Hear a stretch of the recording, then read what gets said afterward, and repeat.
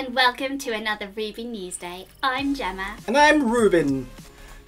I don't know about you, but whenever I go into a hotel, which is not very often, I look out for creepy twins, or when I walk into an elevator, I occasionally check that there isn't a river of blood headed my way. Or even better, who hasn't stuck their head through the door and in their best Jack Nicholson voice gone, "Here's Johnny! Here's Johnny!"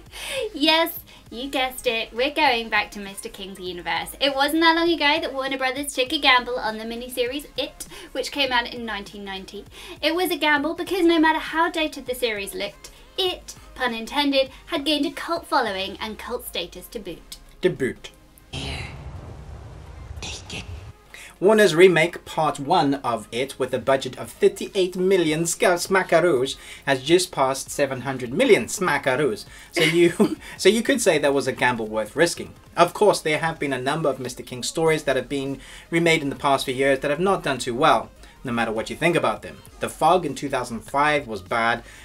What's wrong? The recent Mist remake was also bad, and the underperforming Dark Tower, which had mixed reviews. He who shoots with his hand has forgotten the face of his father.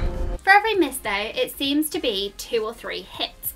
Ruben reviewed Gerald's Game a couple of months ago. Netflix teamed up with director Mike Flanagan, and we think we can safely say he was quite obsessed with Stephen King's short story.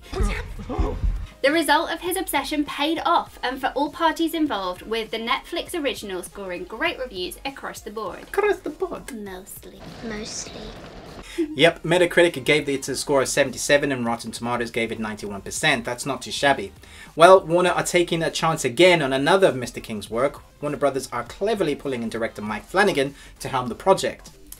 In 1980, Stanley Kubrick directed the adaptation of Stephen King's The Shining. It was a film which would haunt our dreams for many years. Yep.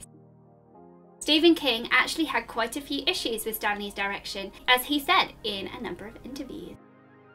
To quote Mr. King himself, "I think The Shining is a beautiful film and it looks terrific. And as I've said before, it's like a big, beautiful Cadillac with no engine inside it.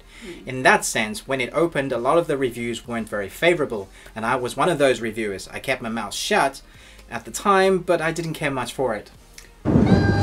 Actually, as it stands now, Metacritic and the Tomato Meter have The Shining with quite a good score. 63 for Meta and 87 for all the tomatoes. In fact, The Shining has quite a cult following and is regarded as one of Stanley's best works. Stephen King wrote a sequel to his iconic story in 2013 called Doctor Sleep, and that is the new project that we're so excited about. So excited! So excited! Dr. Sleep is centered on Danny Torrance's character from The Shining. Danny carries the horrors of what happened to him in the hotel Is there something bad here?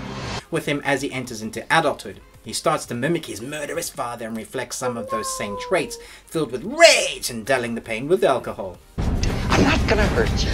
And Danny meets a girl with the most powerful shining power that he has ever seen, and there is a great evil after this shining-filled girl. And in order to save her, Danny has to face his demons from the past. There is no actual date as of yet for the film of Doctor Sleep, but we are super excited for anything King, and will keep you updated with the blood-filled elevator news. That's not gonna happen with me. On that note, what do you think? Will the sequel work? Do you think Mike Flanagan is a good choice to direct? As always, we'll chat with you in the comments BB8 below. Thanks for watching, and for all the floating news of things that go bump in the night, keep your eyes here and subscribe to the Ruby Tuesday. We'll float too. Where's your float too? No! Your float too! Stephen King is popular though. He's getting all of his stuff made into films and TV series. All of his stuff. All of his. I wonder if they're going to do some How of the many stuff that he's books written under. has he got? Loads. He's also written loads under Nom de Plumes.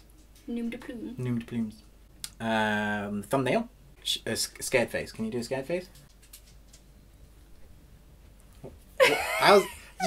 Did you always have to end with like a 2 thumbs up? Always.